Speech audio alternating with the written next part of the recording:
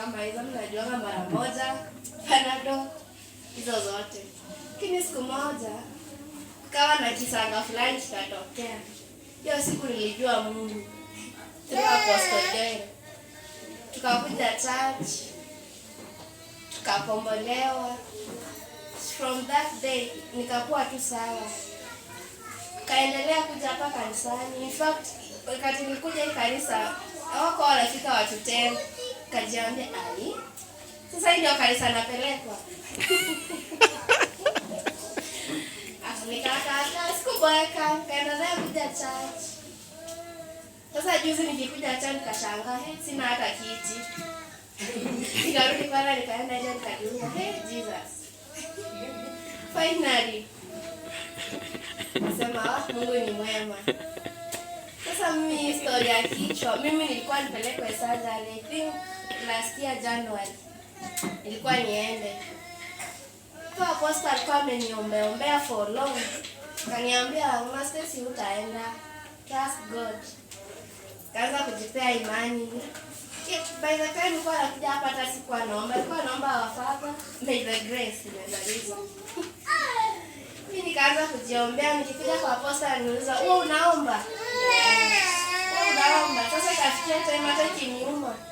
Naomba tunaambia Mungu wewe mwenyewe ajua tu wenye utafanya. Kichwa kilikuwa kinaniuma na nosebleed, siwezi enda kazi. Kienda kazi kwa mtu anaona huyo atakufia hapo. Nasema hapana. Siku nyingine ikaniuma. Around saa 1 nikakuja hapa church. Apostle kaniombea. Hapo sasa imani ilikuwa imeanza kujijenga, nimejipea nguvu na jiombea nikiwa kwa nyumba, naomba kapona. Baada sasa sasa hivi niko sawa, hata nikienda hospitali kichwa kiniuma. Na sikutana na Melissa nilikuwa nimebeba mara moja. Kanuza hii ni kazi gani? Kumwambia na mwana kichwa. Kazi za kumaliza wewe.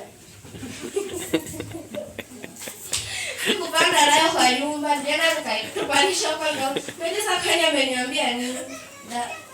Madawa wewe, nikaachana nayo. Nikaenda nikakunywa maji, nikaambia Mungu, mimi story na kichwa Mungu nimemalizana.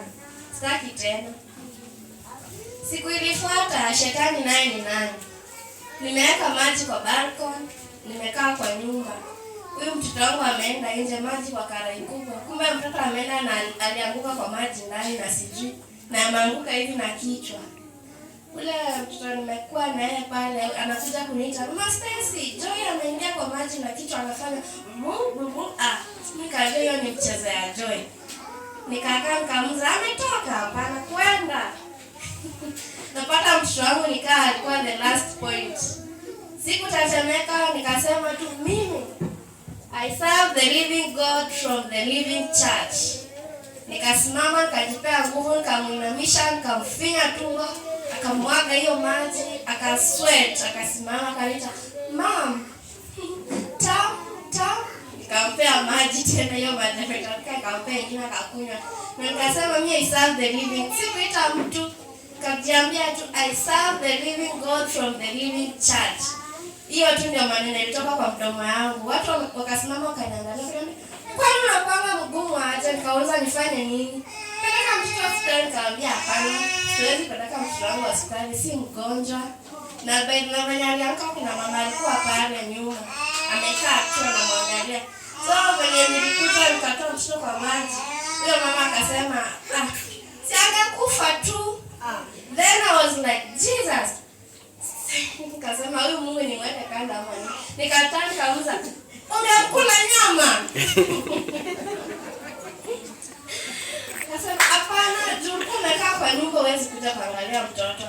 Kamwambia hapana, nilikuwa na kazi nyingine. Sikujua ameingia kwa maji. So watu wakanikalma wakaniambia hapana, achana na huyo mama, maybe kuna venye. Nikasema hapana.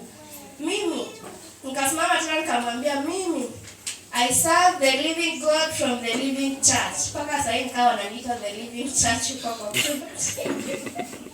Paka kila mtu ananiambia, "Mama Stacy natamani kwenda hiyo church, unaenda sana." Nikamwambia simkuja twende.